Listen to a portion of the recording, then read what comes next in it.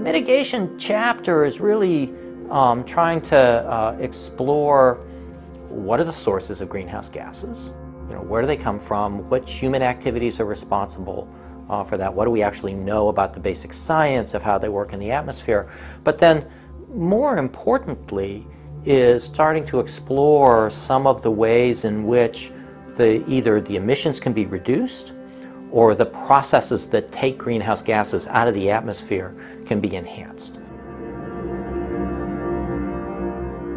I don't know, it's one of the myths right now in thinking about mitigation of greenhouse gas emissions is that there's not much going on.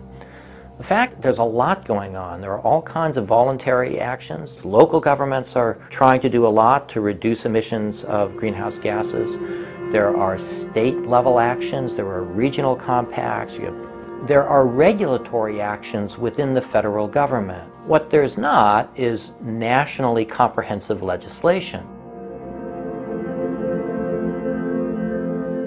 One of the things that we point out in the chapter is for the lower scenario, fewer emissions scenario that we analyze in the assessment as a whole and in this chapter would require some very ambitious transformations of the energy economy.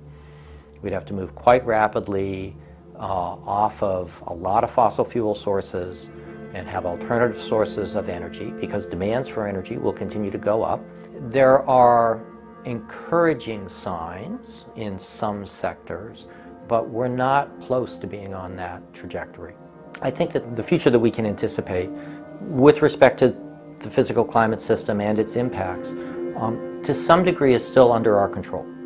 We can choose whether or not we are going to end up living in a high greenhouse gas future or a lower greenhouse gas future.